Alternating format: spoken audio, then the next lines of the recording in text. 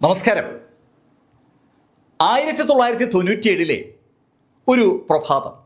അന്ന് ഇടുക്കിയിലെ കട്ടപ്പനയിലെ ഒരു വീട്ടിൽ പാലുകാച്ചൽ നടക്കുകയാണ്. പുതിയ വീട് കാണാനായി വീട്ടുടമസ്ഥന്റെ ബന്ധുക്കൾ കേരളത്തിന്റെ വിവിധ ഭാഗങ്ങളിൽ നിന്ന് അങ്ങോട്ട് എത്തിയിരിക്കുകയാണ്. അങ്ങനെ എത്തിയ ഒരു വ്യക്തിയാണ് തോമസ്. തോമസ് എത്തിയിരിക്കുന്നത് കോഴിക്കോട് നിന്നാണ്. വീടിന്റെ പാലുകാച്ചൽ ചടങ്ങുമായി ബന്ധപ്പെട്ട് ഒരുപാട് ബന്ധുക്കൾ അവിടെ എത്തിയിട്ടുണ്ട്. ആ ബന്ധുക്കൾ പരസ്പരം പരിചയപ്പെടുമ്പോഴാണ് തോമസിന്റെ കണ്ണുകൾ കൊണ്ട് ചിരിക്കുന്ന ഒരു സുന്ദരിയിൽ ചെന്ന് പെടുന്നത്.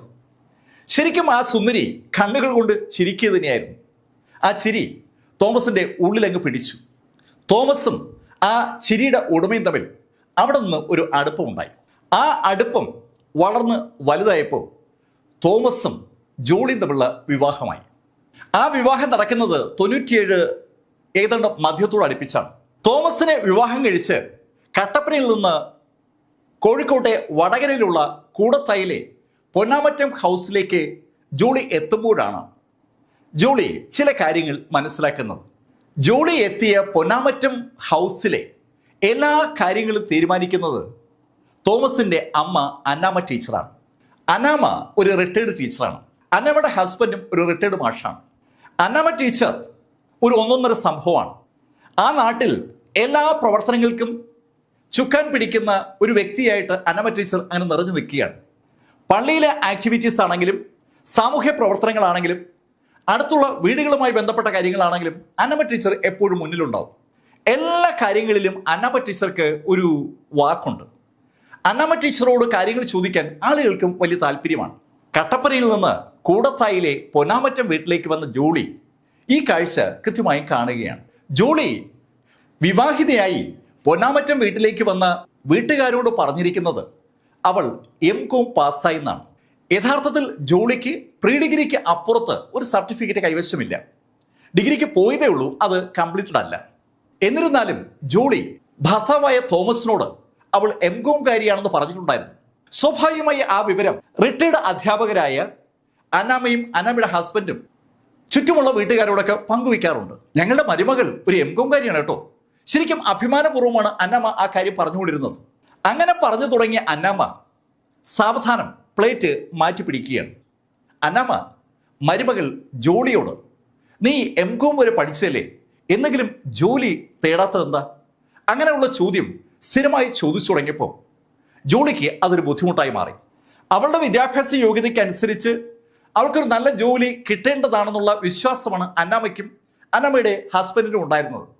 അതുകൊണ്ടാണ് അവർ ആ ചോദ്യം ആവർത്തിച്ചുകൊണ്ടേയിരുന്നത്. നിരന്തരമായി അമ്മായിയമ്മ ജോലിയെക്കുറിച്ച് പറഞ്ഞു തുടങ്ങിയപ്പോൾ ഒരു ജോലി സംഘടിപ്പിക്കുന്നതിനെക്കുറിച്ച് ജോളി സീരിയസ് ആയി ആലോചിച്ചു തുടങ്ങി. പ്രീ ഡിഗ്രി വിദ്യാഭ്യാസ യോഗ്യത മാത്രം കൈവശമുള്ള ജോളിക്ക് അവളുടെ അമ്മായിയമ്മ പ്രതീക്ഷിക്കുന്ന പോലുള്ള ഒരു ജോലി കിട്ടില്ല എന്നുള്ള കാര്യം ജോളിക്ക് തന്നെ അറിയാം. ജോളി അവിടെ നിന്നാണ് തികച്ചും വ്യത്യസ്തയായ ഒരു ജോളിയായി മാറുന്നത്. ഒരു സുപ്രഭാതത്തിൽ ജോളി അമ്മായിയമ്മയോടും വീട്ടുകാരോടും ആ രഹസ്യം പറഞ്ഞു. അവൾക്ക് കോഴിക്കോടത്തെ NIITയുമായി ബന്ധപ്പെട്ട സ്ഥാപനത്തിൽ ഒരു ലെക്ചറായി ജോലി കിട്ടിയിരിക്കുകയാണ്. മരുമകൾക്ക് national institute of information technology എന്ന NIITയിൽ ഒരു ലെക്ചറായി ജോലി കിട്ടിയ കേസ് സ്വാഭാവികമായും ആ റിട്ടയർഡ് അധ്യാപക ദമ്പതിമാരെ തെല്ലൊന്നുമല്ല സന്തോഷിപ്പിച്ചത്. അവർ ആ വിവരം അവരുടെ ബന്ധുക്കളുടെയിലേക്ക് അങ്ങ് പങ്കുവയ്ക്കുകയാണ്. ശരിക്കും മരുമകളുടെ ആ ജോലിയിൽ അന്നാമ്മയ്ക്ക് വല്ലാത്ത സന്തോഷമുണ്ട്. എന്നും രാവിലെ അമ്മായിയമ്മയോട് യാത്ര പറഞ്ഞ് ജോളി കൂടത്തായിൽ നിന്ന് കോഴിക്കോടേക്ക് തിരിക്കും. National institute of information technology എന്ന NIIT ഒരു വലിയ സ്ഥാപനമാണ്.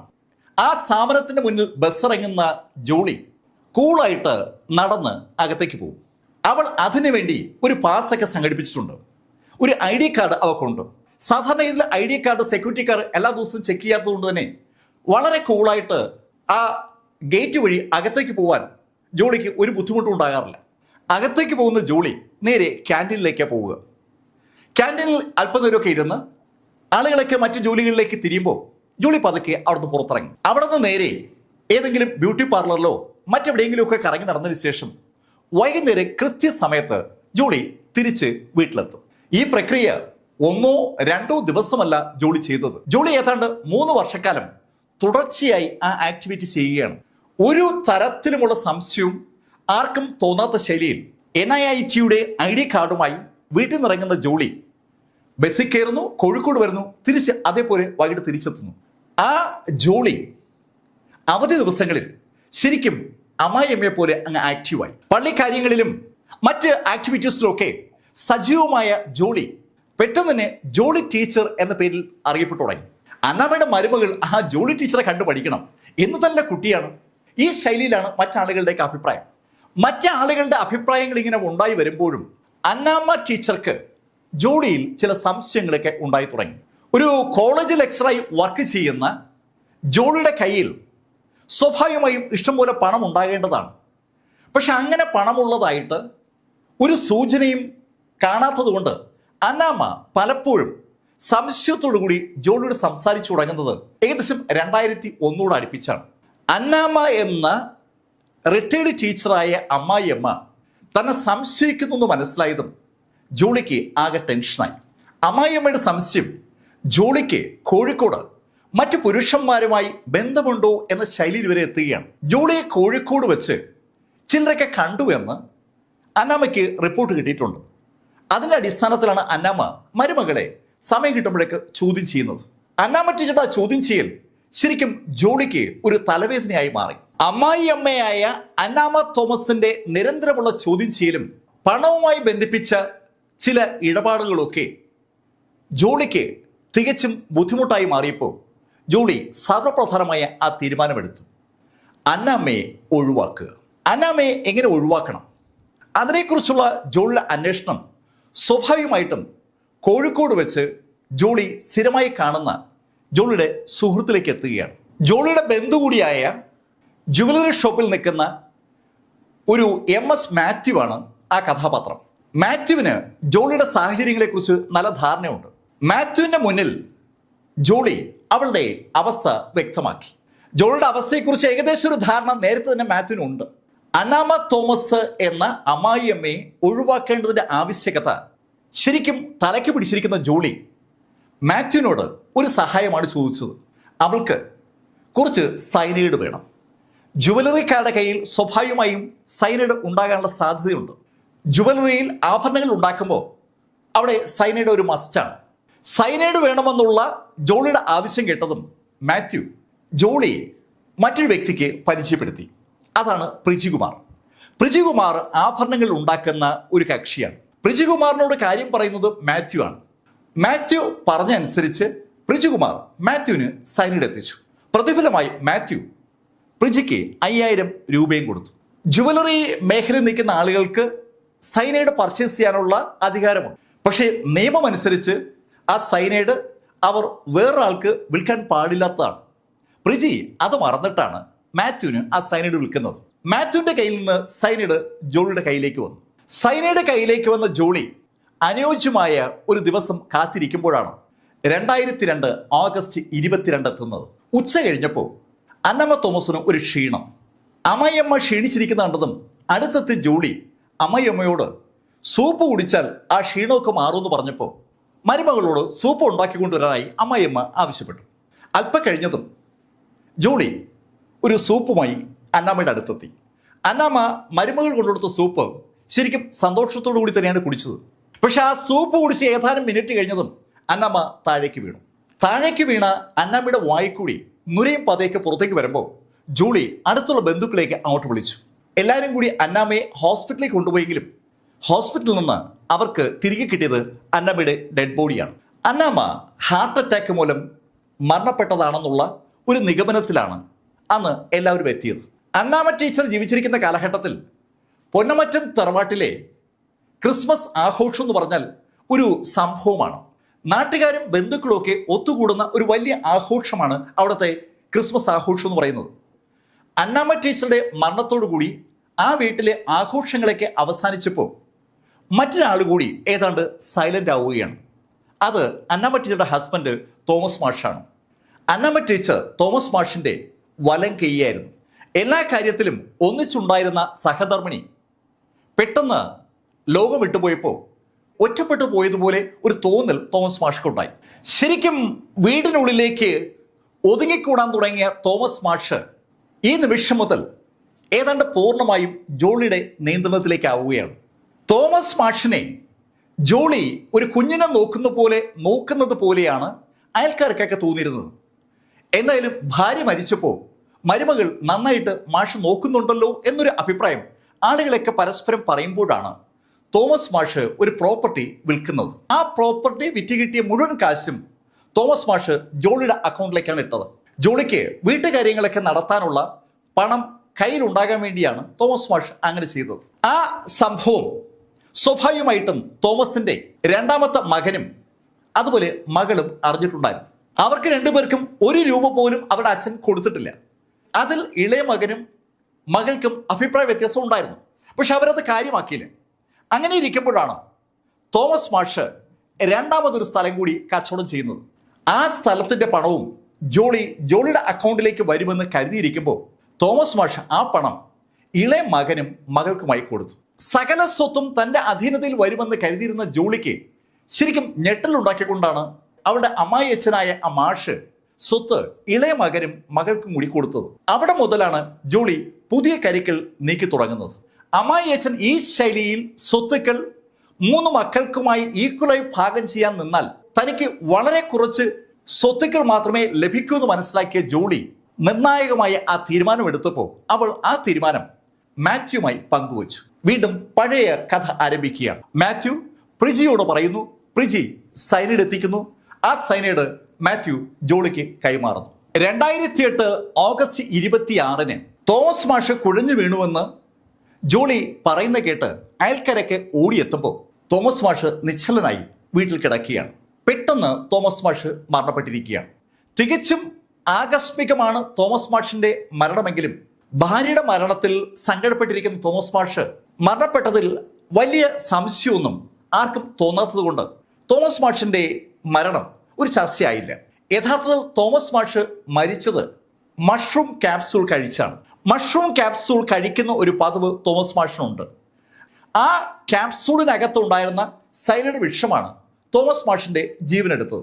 അന്നമ്മ ടീച്ചറും തോമസ് മാഷും മരണപ്പെട്ട് കഴിഞ്ഞപ്പോൾ പിന്നെ പൊന്നാമറ്റം തറവാട്ടിലുള്ളത് മകൻ റോയ് തോമസും ഭാര്യ ജോളിയും അവരുടെ 2 മക്കളുമാണ്. തോമസ് മാഷിന്റെ മരണവുമായി ബന്ധപ്പെട്ട ചടങ്ങുകളൊക്കെ പൂർത്തീകരിച്ചു കഴിഞ്ഞതും വീണ്ടും ജോലിക്ക് പോയി തുടങ്ങി. തോമസ് മാഷിന്റെ മരണശേഷം എല്ലാ ദിവസവും വടകരയിൽ നിന്ന് NIT പോവുകയും തിരിച്ചു വരികയും ചെയ്യുന്ന ജോളി ഈ യാത്രക്കിടയിലും കോഴിക്കോടുള്ള സമയത്തുമൊക്കെ പുതിയ പ്ലാനുകൾ ആലോചിച്ചു തുടങ്ങി. ജോളിക്ക് ആവശ്യം വേണ്ടത് ആ പൊന്നാമറ്റം ഹൗസുമായി ബന്ധപ്പെട്ട സ്വത്തുക്കളാണ്. ആ സ്വത്തുക്കൾ മരണപ്പെടുന്നതിന് മുമ്പ് അന്നമ്മ ടീച്ചറോ തോമസ് മാഷോ മക്കൾക്ക് വീതം വെച്ച് കൊടുത്തിരുന്നില്ല. ആ സ്വത്തുക്കളിലായി ജോളിയുടെ കണ്ണ്. ജോളി റോയിയോട് ആ സ്വത്തുക്കളെക്കുറിച്ച് സംസാരിച്ചു തുടങ്ങുന്നത് അങ്ങനെയാണ്. സ്വത്തുക്കൾ റോയിയുടെ പേരിലേക്ക് മാറ്റണമെന്ന് ജോളി പറഞ്ഞപ്പോൾ റോയ് സ്വാഭാവികമായും ജോളിയോട് അയാളുടെ അനുജനെക്കുറിച്ചും അനുജത്തെക്കുറിച്ചും ഒക്കെ സംസാരിച്ചു. അനുജനെയും അനുജത്തെയും ഒഴിവാക്കിക്കൊണ്ട് സ്വത്ത് മുഴുവൻ റോയിയുടെ പേരിലേക്ക് മാറ്റാനാണ് റോയിയെ നിർബന്ധിക്കുന്നത്. ജോളിയുടെ ആ നിർബന്ധം കൂടിക്കൂടി വരുന്നതിനൊപ്പം തന്നെ റോയ് തോമസിന്റെ ഒരു ബലഹീനതയും കൂടിക്കൂടി വരികയാണ്. റോയ് തോമസ് പതുക്കെ ആൽക്കഹോളിക്കായി മാറുകയാണ്. മദ്യപാനത്തിൽ ഒരു സുഖം കണ്ടെത്തി തുടങ്ങിയ റോയി വീട്ടിൽ നടക്കുന്ന കാര്യങ്ങൾ പോലും അറിയാത്ത ഒരാളായി മാറുകയാണ്. റോയ് തോമസിന്റെ വർദ്ധിച്ചു വരുന്ന മദ്യപാന ആസക്തി ജോളിക്ക് ഒരു ബുദ്ധിമുട്ടായി മാറിയപ്പോൾ ജോളി അടുത്ത തീരുമാനമെടുത്തു. ആ തീരുമാനത്തിന് ഫലമുണ്ടാകുന്നത് 2011 സെപ്റ്റംബർ 30 സെപ്റ്റംബർ 30 രാത്രി ഏകദേശം ഒരു 8:30 മണിയായപ്പോൾ ജോളിയുടെ കരച്ചിൽ കേട്ട് അയൽക്കാരൊക്കെ ഓടിയെത്തി. ജോളിയുടെ വീട്ടിലെ ബാത്റൂമിനകത്ത് കയറിയ റോയ് തോമസ് വാതിൽ തുറക്കുന്നില്ല. അതാണ് വിഷയം. അയൽക്കാരും ജോളിയൊക്കെ വാതിൽ ആഞ്ഞു തട്ടുന്നുണ്ട്. പക്ഷേ റോയി വാതിൽ തുറക്കുന്നില്ല. അകത്തുനിന്ന് വാതിൽ കുറ്റിയിട്ടിരിക്കുകയാണ്. കുറെ നേരം മുമ്പാണ് ബാത്റൂമിലേക്ക് കടന്നതെന്നും അകത്തുനിന്ന് ശബ്ദം കേൾക്കുന്നില്ല എന്നും ജോളി പറഞ്ഞപ്പോൾ ആളുകൾ ബലമായി വാതിൽ തുറന്നു. വാതിൽ തുറന്ന ആളുകൾ കാണുന്നത് അബോധാവസ്ഥയിൽ കിടക്കുന്ന റോയ് തോമസിനെയാണ്. റോയ് തോമസിനെ ഉടൻ തന്നെ അവിടെ നിന്ന് ഹോസ്പിറ്റലിലേക്ക് കൊണ്ടുവന്ന് പരിശോധന നടത്തിയ ഡോക്ടേഴ്സ് റോയ് തോമസ് ഏതാനും മിനിറ്റുകൾക്ക് മുമ്പ് ഹാർട്ട് അറ്റാക്ക് മൂലം മരണപ്പെട്ടുവെന്ന് കൊണ്ടുചെന്ന ആളുകളോട് സൂചിപ്പിച്ചു. ഹസ്ബൻഡ് റോയ് തോമസ് മരിച്ചതറിഞ്ഞ ജോളി ശരിക്കും വാവിട്ട് കരയുകയാണ്. ജോളിയെ ആശ്വസിപ്പിക്കാൻ വാക്കുകളില്ലാതെ ഓടിക്കൂടിയ ബന്ധുക്കൾ ഒരു പരുവത്തിലാണ് ജോളിയും റോയ് തോമസിന്റെ ഡെഡ് ബോഡിയുമായി വീട്ടിലേക്ക് മടങ്ങി വരുന്നത്. റോയ് തോമസിന്റെ ശവസംസ്കാര ചടങ്ങുകൾ നടക്കുന്ന സമയത്ത് റോയ് തോമസിന്റെ അമ്മ അന്നമ്മ ടീച്ചറുടെ സഹോദരൻ മാത്യു മഞ്ചാടിയലിന് ഒരു സംശയം. അയാളുടെ ചേച്ചി മരിക്കുന്നത് 2002-ലാണ്. അയാളുടെ അളിയൻ മരിക്കുന്നത് 2008-ലാണ്. 2011-ൽ ഇത് മകനും മരിച്ചു. 3 മരണവും ഹാർട്ട് അറ്റാക്കാണ്. ആ 3 മരണത്തിലും എന്തോ ഒരു അസ്വാഭാവികത മാത്യു മഞ്ഞാടിയിൽ തോന്നി. ആദ്യത്തെ 2 മരണവുമായി ബന്ധിപ്പിച്ച് തനിക്കിനി ഒന്നും ചെയ്യാൻ കഴിയില്ല എന്ന് മനസ്സിലാക്കിയ മാത്യു സഹോദരിയുടെ മകൻ റോയിയുടെ മരണത്തിൽ തനിക്ക് പരാതി ഉണ്ടെന്ന് കാണിച്ച് പോലീസിനെ സമീപിച്ചു. സ്വാഭാവികമായിട്ടും ഒരു പരാതി കിട്ടുമ്പോൾ പോലീസ് അന്വേഷണം ആരംഭിക്കും. പോലീസിന്റെ ഇടപെടൽ വന്നതും റോയിയുടെ ബോഡി പോസ്റ്റ്മോർട്ടത്തിന് വിധേയമാക്കി. റോയി മരണപ്പെടുന്ന ദിവസം നടന്ന സംഭവങ്ങളെ കുറിച്ചൊക്കെ ജോളി പോലീസിനോടും അവിടെ അന്ന് എത്തിയ നാട്ടുകാരോടൊക്കെ വ്യക്തമായി പറഞ്ഞിട്ടുണ്ട്. അവൾ റോയിക്ക് വേണ്ടി അടുക്കളയിൽ ഭക്ഷണം ഉണ്ടാക്കിക്കൊണ്ടിരിക്കുമ്പോഴാണ് റോയി ബാത്റൂമിലേക്ക് പോയത്. കുറെ നേരമായിട്ടും ബാത്റൂമിൽ പോയ ഹസ്ബൻഡിനെ കാണാതെ വന്നപ്പോഴാണ് അവൾ ബാത്റൂമിന്റെ അടുത്തേക്ക് ചെന്നതും തട്ടി വിളിക്കുന്നതും. ശബ്ദം കേൾക്കാതെ വന്നപ്പോഴാണ് അവൾ നാട്ടുകാരെ വിളിക്കുന്നതും നാട്ടുകാരുടെ സഹകരണത്തോടുകൂടി വാതിൽ പൊളിച്ച് ഹസ്ബൻഡിനെ പുറത്തെടുക്കുന്നത്. ഈ കഥ പറയുമ്പോൾ തന്നെ സങ്കടത്തോടുകൂടി ജോളി എല്ലാവരോടും പറഞ്ഞ ഒരു വാചകമുണ്ട്. സത്യമായിട്ടും ഉച്ചയ്ക്ക് ശേഷം എൻ്റെ റോയ് ചേട്ടൻ ഒരു ആഹാരം പോലും കഴിച്ചിട്ടുണ്ടായിരുന്നില്ല. ഇച്ചായന് വേണ്ടി ഞാൻ ഭക്ഷണം ഉണ്ടാക്കിക്കൊണ്ടിരിക്കുകയായിരുന്നു. ജോളിയുടെ സങ്കടത്തോടു കൂടിയുള്ള ആ പറച്ചിൽ സ്വാഭാവികമായിട്ടും ആളുകളുടെ കണ്ണ് നനയിപ്പിച്ചൊരു രംഗമാണ്. ഈ സംഭാഷണം നടക്കുന്ന അതേ സമയത്താണ് റോയിയുടെ പോസ്റ്റ്മോർട്ടം ആരംഭിച്ചത്. പോസ്റ്റ്മോർട്ടം നടത്തിയ ഡോക്ടർ വളരെ നിർണായകമായ ഒരു വിവരം കണ്ടെത്തി. റോയി മരണപ്പെട്ടിരിക്കുന്നത് വിഷം ഉള്ളിൽ ചെന്നാണ്. സൈനൈഡ് വിഷം. സൈനൈഡ് വിഷം ഉള്ളിൽ ചെന്നതിനെ കുറിച്ച് സ്വാഭാവികമായി പെട്ടെന്ന് ചർച്ച ആരംഭിച്ചു. എല്ലാവരും ജോളിയെ ചോദ്യം ചെയ്യാൻ തുടങ്ങിയതും ജോളി അവരോട് നടന്ന കാര്യം സൂചിപ്പിച്ചു. ശരിക്കും സാമ്പത്തിക ബുദ്ധിമുട്ടിലാണ് ജോളിയുടെ കുടുംബം. റോയിയുടെ കുടി അവരുടെ സാമ്പത്തിക അടിത്തറ ആകെ പൊളിച്ചടുക്കിയിരിക്കുകയാണ്. പിടിച്ചു നിൽക്കാൻ വകുപ്പില്ലാതായ റോയി മദ്യത്തിൽ സൈനൈഡ് കലർത്തി കുടിച്ചതാണെന്ന് അവൾ സംശയിക്കുന്നതായി ജോളി തന്നെ ആളുകളോട് പറഞ്ഞു. റോയിയുടെ മദ്യപാനത്തോടുള്ള ആസക്തിയെക്കുറിച്ച് ഏകദേശം ഒരു ധാരണ അയൽവീട്ടുകാർക്കൊക്കെ ഉണ്ടായിരുന്നത് കൊണ്ടും നാട്ടുകാർക്കൊക്കെ ഉണ്ടായിരുന്നത് കൊണ്ടും ജോളിയുടെ ആ പറച്ചിലിൽ വലിയ അസ്വാഭാവികതയൊന്നും ആർക്കും തോന്നിയില്ല. പ്രത്യക്ഷത്തിൽ പരാതി കൊടുത്ത മാത്യു മഞ്ഞാടിയലിന് റോയ് തോമസിന്റെ മരണത്തിൽ പിന്നീട് സംശയമൊന്നും ഉള്ളതായി ആർക്കും തോന്നിയില്ലെങ്കിലും ജോളിക്ക് കൃത്യമായി അതറിയാം. മാത്യു മഞ്ഞാടിയലിന് ശരിക്കും സംശയമുണ്ട്. ജോളിയെ അയാൾക്ക് സംശയമുണ്ടെന്ന് ഒരു തോന്നൽ ജോളിക്കുണ്ട്.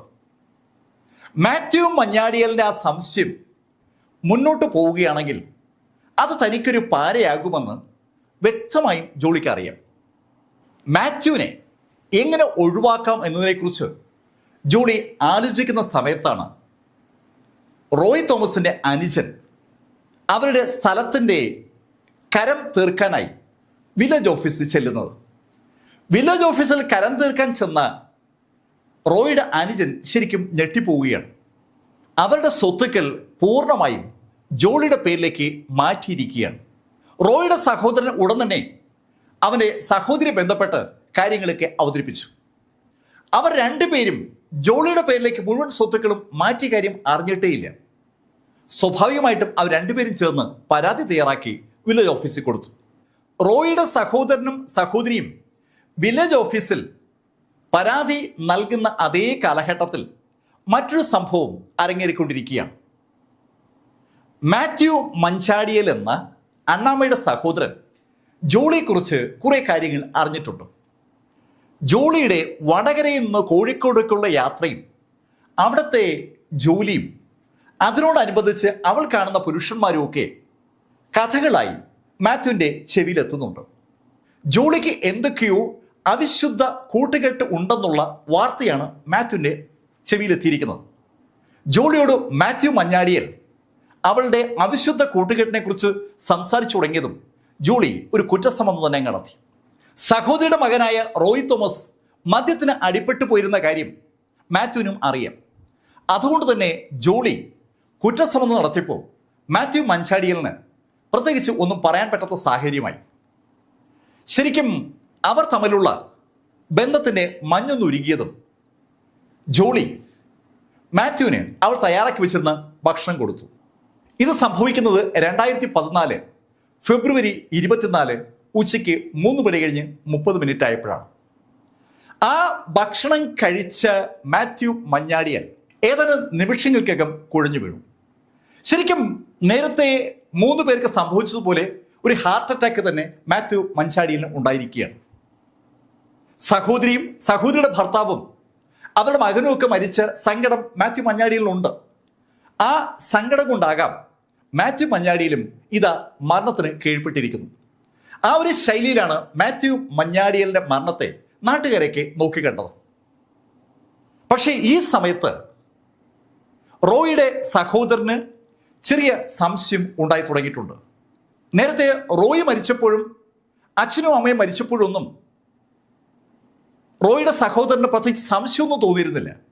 സ്വത്തുക്കൾ അച്ഛനും അമ്മയും ചേട്ടനൊക്കെ മരിച്ചപ്പോൾ ചേട്ടത്തിയെ ജോളി അവരുടെ പേരിലേക്ക് മാറ്റി എഴുതി എന്ന് മാത്രമാണ് റോയിയുടെ സഹോദരൻ കരുതിയിരുന്നത്.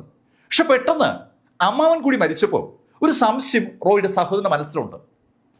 റോയിയുടെ സഹോദരന്റെ മനസ്സിൽ ചേട്ടത്തി ജോളിയെക്കുറിച്ചുള്ള സംശയങ്ങൾ രൂപപ്പെട്ട് വരുമ്പോഴാണ് മറ്റൊരു സംഭവം ഉണ്ടായത്. ആ സംഭവം ഉണ്ടാകുന്നത് 2014 മെയ് 3-നാണ്. മെയ് 3-ന് തോമസ് മാഷിന്റെ സഹോദരൻ സക്കറിയുടെ മകനായ ഷാജുവിന്റെ വീട്ടിൽ ഒരു ചടങ്ങുണ്ടായിരുന്നു. അവിടെ തറവാട്ട് വീട്ടിലാണ് ചടങ്ങ്.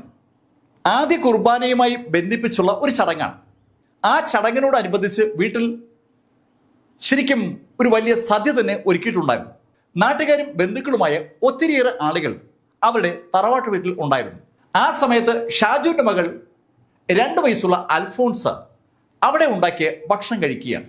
ശരിക്കും രുചിയോടുകൂടി ആ കൊച്ചുകുട്ടി ഭക്ഷണം കഴിച്ചുകൊണ്ടിരിക്കുമ്പോഴാണ് പെട്ടെന്ന് അവൾ ഛർദ്ദിക്കുന്നതും മുമ്പിലോട്ട് വീഴുന്നതും. ആ കൊച്ചുകുട്ടി ആ സ്പോട്ടിൽ മരണപ്പെടുകയായിരുന്നു. ഷാജു സിലി ദമ്പതികളുടെ ഏക മകളാണ് പെട്ടെന്ന് മരണപ്പെട്ടത്. സ്വാഭാവികമായും ഷാജുവും സിലിയും ആ മരണത്തിൽ തകർന്നു പോവുകയാണ്. ശരിക്കും മാനസികമായി തകർന്നുപോയ സിലിയെ ആശ്വസിപ്പിക്കാനായി പിന്നീടുള്ള ദിവസങ്ങളിൽ മിക്കവാറും ജോളി എത്തും. ജോളി വളരെ ആത്മാർത്ഥമായിട്ട് സിലിയുടെ എല്ലാ കാര്യങ്ങളും നോക്കി നടത്തി തുടങ്ങി. സിലിയുടെ സ്വന്തം സഹോദരിയായിട്ട് ജോളി അങ്ങ് ആക്ട് ചെയ്തു തുടങ്ങി. മകൾ മരിച്ച ആ സങ്കടത്തിൽ ശരിക്കും ജോളി സിലിക്ക് ഒരു ആശ്വാസം തന്നെയായിരുന്നു. ജോളി സിലിയെ ആശ്വസിപ്പിക്കാൻ ശ്രമിക്കുമ്പോഴും ഏക മകളുടെ മരണത്തിന്റെ ഷോക്കിൽ നിന്ന് മറികടക്കാൻ സിലിക്ക് അങ്ങോട്ട് പറ്റുന്നുണ്ടായിരുന്നില്ല. സിലി ഏതാണ്ട് ഡിപ്രഷന് അകപ്പെട്ടതുപോലെയാണ്. ആ സമയത്താണ് ജോളി സിലിയോട് ഒരു ഡോക്ടറെ കാണുന്നതിനെ കുറിച്ച് സൂചിപ്പിക്കുന്നത്. അങ്ങനെ ഒരു ദിവസം ജോളി സിലിയും കൂട്ടിക്കൊണ്ട് ഒരു ഡോക്ടറെ കാണാനായി ഒരു നഴ്സിംഗ് ഹോമിലേക്ക് എത്തി. അത് സംഭവിക്കുന്നത് 2016 ജനുവരി 11-നാണ്. അവിടെ നഴ്സിംഗ് ഹോമിന് പുറത്ത് അവർ ഡോക്ടറുടെ അപ്പോയിൻമെന്റ് കാത്തിരിക്കുമ്പോൾ സിലിക്ക് ശരിക്കും ഒരു ക്ഷീണം അനുഭവപ്പെടുന്നുണ്ടായിരുന്നു. അത് കണ്ട ജോളി സിലിക്ക് ഒരു മഷ്റൂം ടാബ്ലറ്റ് കൊടുത്തു. പെട്ടെന്ന് ഒരു ഉന്മേഷം കിട്ടാൻ ആ ടാബ്ലറ്റ് സഹായിക്കുമെന്നാണ് ജോളി സിലിയോട് പറഞ്ഞത്. ജോളിയുടെ വാക്ക് വിശ്വസിച്ച് ആ ടാബ്ലറ്റ് കഴിച്ച സിലി അല്പസമയങ്ങൾക്കകം അവിടെ അങ്ങ് കുഴഞ്ഞു വീണു. സിലി കുഴഞ്ഞു വീണത് കണ്ടതും ജോളി ഉടൻ തന്നെ ഡോക്ടറെ വിളിച്ചു. ഡോക്ടറും മറ്റു പരിവാരങ്ങളൊക്കെ ഓടി വന്ന് സിലിയെ പരിശോധിച്ചപ്പോൾ അവർക്ക് ആ കാര്യം ബോധ്യമായി. സിലി മരിച്ചു കഴിഞ്ഞു. ശരിക്കും ഡിപ്രഷന് വിധേയായിരുന്ന സിലി നഴ്സിംഗ് ഹോമിൽ കുഴഞ്ഞു വീണ് മരിച്ചതിൽ അസ്വാഭാവികത ഒന്നും ആർക്കും തോന്നിയില്ല. അതുകൊണ്ട് തന്നെ സിലിയുടെ മരണത്തെക്കുറിച്ച് കൂടുതൽ ചർച്ചയും ഉണ്ടായില്ല. പൊന്നമറ്റം തറവാടുമായി ബന്ധിപ്പിച്ച 6 ആളുകളാണ് 2001-നും 2016-നും ഇടയിൽ മരിച്ചത്. അങ്ങനെ ഇരിക്കുമ്പോൾ 2017 ഫെബ്രുവരി 6-ന് ഷാജു ജോളിയെ വിവാഹം ചെയ്തു. ജോളിയുടെ ഹസ്ബൻഡ് റോയ് തോമസ് മരിച്ചിട്ട് അപ്പോൾ കുറേ വർഷങ്ങളായിട്ടുണ്ട്. ഭാര്യയുടെയും മകളുടെയും മരണത്തിൽ ശരിക്കും സങ്കടപ്പെട്ടിരിക്കുകയായിരുന്ന ഷാജുവിന് ഒരു ആശ്വാസമായി ജോളിയുമായിട്ടുള്ള വിവാഹം. ഈ വിവാഹം കഴിഞ്ഞപ്പോഴാണ് റോയിയുടെ സഹോദരൻ റോജോ വിവര അവകാശ നിയമപ്രകാരം ഒരു കാര്യം തിരക്കുന്നത്. വളരെ നേരത്തെ പലതവണ റോയിയുടെ മരണവുമായി ബന്ധിപ്പിച്ച് ലഭ്യമായ പോസ്റ്റ്മോർട്ടം റിപ്പോർട്ട് കാണണമെന്ന് റോയിയുടെ സഹോദരൻ റോജോ ആവശ്യപ്പെട്ടപ്പോഴേക്കും അത് കൊടുക്കാൻ ജോളി വിസമ്മതിച്ചിരുന്നു. അതുകൊണ്ടാണ് റോജോ വിവര അവകാശ നിയമപ്രകാരം ആ റിപ്പോർട്ട് സംഘടിപ്പിക്കാൻ ശ്രമിച്ചത്. 2018 റോജോയുടെ കയ്യിലേക്ക് വിവര അവകാശം വഴി ആ റിപ്പോർട്ട് ലഭ്യമായി.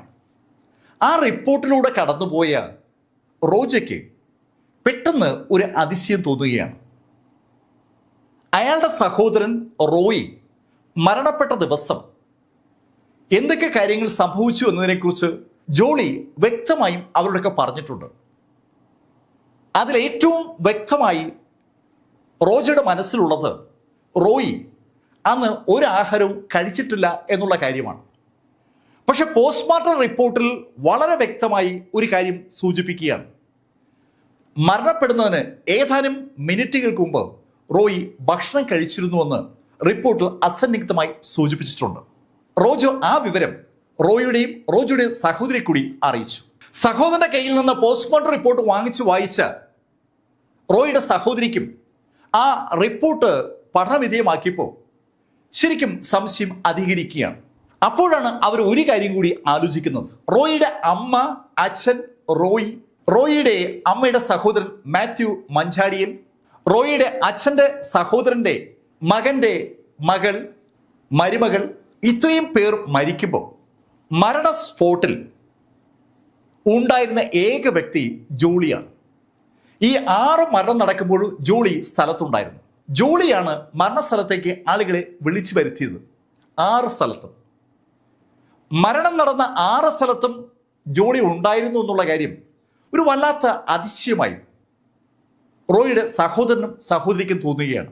എന്തോ ഒരു അസ്വാഭാവികത ജോളിയുടെ ആ സാന്നിധ്യത്തിലുണ്ട്. റോയിയുടെ സഹോദരനും സഹോദരിക്കും ഒരുപോലെ ഈ മരണങ്ങളിൽ സംശയം തോന്നിയപ്പോൾ അവർ ഒരു പരാതി തയ്യാറാക്കി റൂറൽ SP KG സൈമണെ സമീപിച്ചു. KG സൈമണോട് അവരുടെ മനസ്സിലുള്ള സംശയങ്ങളൊക്കെ പറഞ്ഞപ്പോൾ സൈമണും ശരിക്കൊരു സംശയം തോന്നി. 2001 മുതൽ 2016 വരെ ആ വീട്ടിൽ 6 മരണങ്ങളാണ് നടന്നിരിക്കുന്നത്. 6ഉം ഹാർട്ട് അറ്റാക്കാണ്. ആ 6 മരണങ്ങൾ നടക്കുമ്പോഴും മരണം നടന്ന സ്പോട്ടിലുണ്ടായിരുന്ന ഏക വ്യക്തി ജോളിയാണ്. ജോളി വിളിച്ചു പറഞ്ഞാണ് മറ്റാളുകൾ സ്ഥലത്തെത്തുന്നത്. 6ഉം ഹാർട്ട് അറ്റാക്ക് ആയതുകൊണ്ട് ആളുകൾക്ക് സംശയം തോന്നിയില്ല. പക്ഷെ 3ാമത്തെ മരണം റോയിയുടേതായിരുന്നു. ആ മരണത്തിൽ സംശയം പ്രകടിപ്പിച്ചുകൊണ്ട് മാത്യു മഞ്ചാടിയിൽ പരാതി കൊടുത്തുകൊണ്ട് ആ ബോഡി മാത്രം പോസ്റ്റ്മോർട്ടം നടത്തിയിരുന്നു. പോസ്റ്റ്മോർട്ടം നടത്തിയപ്പോൾ സൈനൈഡ് ഉള്ളിൽ ചെന്നാണ് മരിച്ചെന്ന് അറിയുകയും ചെയ്തതാണ്.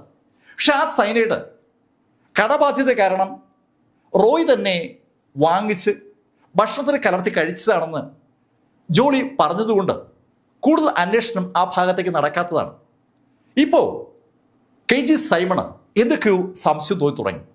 SP KG Simon special branch officer Jeevan ജോർജിനെ ആ കേസ് ഏൽപ്പിക്കുന്നത് അങ്ങനെയാണ്. ജീവൻ ജോർജ് ആ കേസ് സൂക്ഷ്മമായ പഠനത്തിന് വിധേയമാക്കി. 2001 മുതൽ 2016 വരെ ഉള്ള കാലഘട്ടത്തിൽ നടന്നിരിക്കുന്ന ആ 6 കേസുകളും ശരിക്കും സൂക്ഷ്മമായി പഠിച്ച ജീവൻ ജോർജ് അയാളുടെ റിപ്പോർട്ട് SPക്ക് ഹാൻഡ് ഓവർ ചെയ്തു. ആ 6 മരണങ്ങളിലും സംശയമുണ്ടെന്നാണ് ജീവൻ ജോർജിന്റെ റിപ്പോർട്ട്. ആ റിപ്പോർട്ട് ലഭിച്ചതും KG സൈമൺ അന്വേഷണം ഹരിദാസിന് കൈമാറി. DOSP ഹരിദാസിനായിരുന്നു അന്വേഷണ ചുമതല. അദ്ദേഹത്തിന്റെ നേതൃത്വത്തിലുള്ള പോലീസ് ടീം ആ കല്ലറകൾ ഒരിക്കൽ കൂടി തുറക്കുകയും ആ ബോഡികൾ പുറത്തെടുത്ത് വീണ്ടും പോസ്റ്റ്മോർട്ടത്തിന് വിധേയമാക്കുകയും ചെയ്തു. യഥാർത്ഥത്തിൽ റോയിയുടെ ബോഡി മാത്രമാണ് നേരത്തെ പോസ്റ്റ്മോർട്ടം നടത്തിയിട്ടുള്ളത്. അതുകൊണ്ട് തന്നെ ബാക്കി ബോഡികളൊക്കെ ആദ്യമായിട്ടാണ് പോസ്റ്റ്മോർട്ടം നടത്തുന്നതെന്ന് പറയാം. കാലപ്പഴക്കം കൊണ്ട് ബോഡികളൊക്കെ ഏതാണ്ട് കറുത്ത കരിക്കട്ട പോലെ ആയെങ്കിലും എല്ലാ ബോഡിക്കുള്ളിൽ നിന്നും സൈനൈഡിന്റെ സാന്നിധ്യം കണ്ടെത്തി. സാധാരണഗതിയിൽ നമ്മുടെ ബോഡിക്കുള്ളിലും സൈനൈഡ് സ്വാഭാവികമായും രൂപപ്പെടാനുള്ള സാധ്യതയുണ്ട്.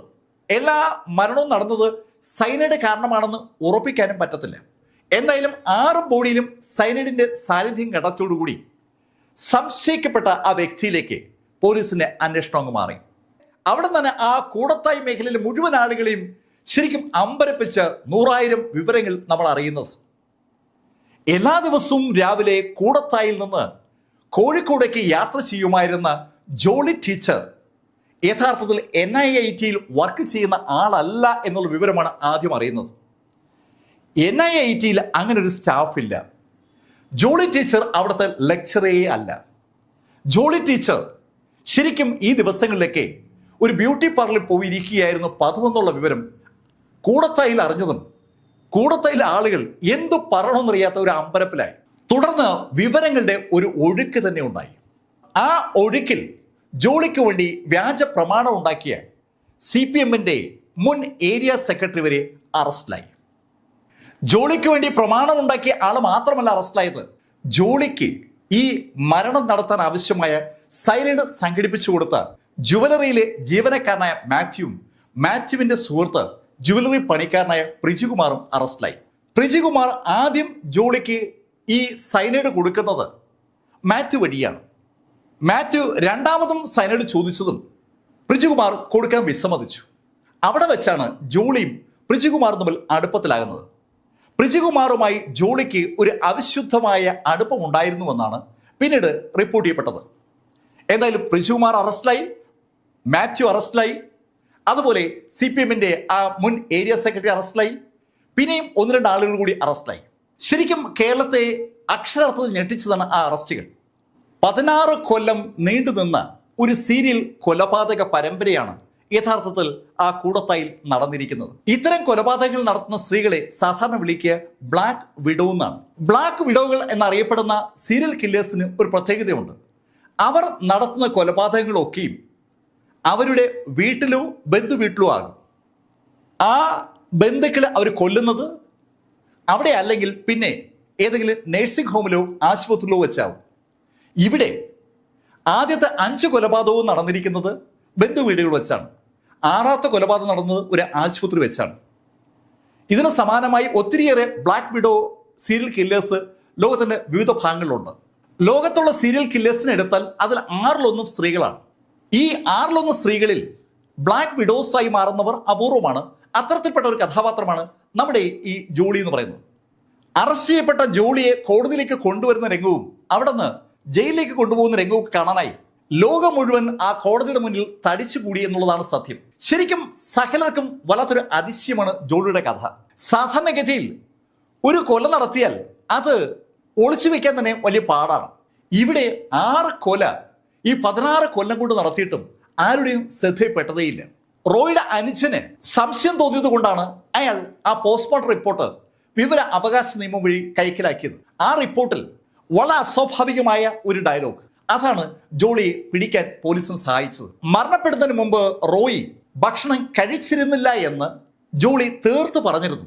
പക്ഷെ പോസ്റ്റ്മോർട്ടം റിപ്പോർട്ടിൽ അർത്ഥശങ്കയ്ക്ക് ഇടയില്ലാത്ത വിധം റോയി ഭക്ഷണം കഴിച്ചിരുന്നു എന്ന് വ്യക്തമാക്കിയതാണ് റോയിയുടെ സഹോദരന് സംശയം ഉണ്ടാകാൻ കാരണം. അവിടെ നിന്നാണ് ഈ 6 മരണങ്ങളും പുനരന്വേഷണത്തിന് വിധേയമാക്കുന്നതും 6 മരണങ്ങളും കൊലപാതകങ്ങളാണെന്ന് തെളിയുന്നത്. ഇപ്പോ വിചാരണ നടക്കുകയാണ്. വിചാരണ സ്റ്റാർട്ട് ചെയ്തപ്പോൾ ജോളിക്ക് വേണ്ടി ഹാജരായത് അഡ്വക്കേറ്റ് ആളൂറാണ്. ആളൂർ കോടതിയിൽ ജോളിക്ക് വേണ്ടി ഹാജരാകുമ്പോൾ അയാളുടെ വാദമുഖങ്ങൾ ഒരു പ്രത്യേക രീതിയിലാണ്. ജോളിക്ക് നേരെ ഉന്നയിക്കപ്പെട്ടിരിക്കുന്ന എല്ലാ ചാർജുകളും വെറും ആരോപണങ്ങൾ മാത്രമാണ്. ഒരു തരത്തിലും അത് തെളിയിക്കാൻ പറ്റില്ല. ജോളിയുടെ മക്കളോടും ജോളിയുടെ സഹോദരങ്ങളോടും കുറ്റസമ്മതം നടത്തിയിട്ടുണ്ടെന്ന് അവരൊക്കെ കോടതിയിൽ റിപ്പോർട്ട് ചെയ്തിട്ടുണ്ടെങ്കിലും അതൊന്നും ജോളി സമ്മതിക്കാത്തിടത്തോളം കാലം നിലനിൽക്കുന്ന ഒന്നല്ല എന്നാണ് ആളൂരിന്റെ വാദം. അവർ കള്ളം പറയുകയാണെന്ന് ജോളി പറഞ്ഞാൽ അതല്ല എന്ന് പ്രൂവ് ചെയ്യാൻ അവർ ലേശം ബുദ്ധിമുട്ടും. ജോളിയെ പെടുത്താനായി ജോളിയുടെ സഹോദരന്മാർക്ക് പ്രത്യേക വിരോധമൊന്നും ജോളിയുടെ ഇല്ല എന്നതുകൊണ്ട് അവരുടെ വാദങ്ങളെ കോടതി ചിലപ്പോൾ മുഖവിലേക്ക് എടുത്തേക്കും. പക്ഷെ അതിനേക്കാളേറെ കോടതി മുഖവിലേക്ക് എടുക്കാൻ സാധ്യതയുള്ളത് ജോളിയുടെ മക്കളുടെ വാക്കുകളാണ്.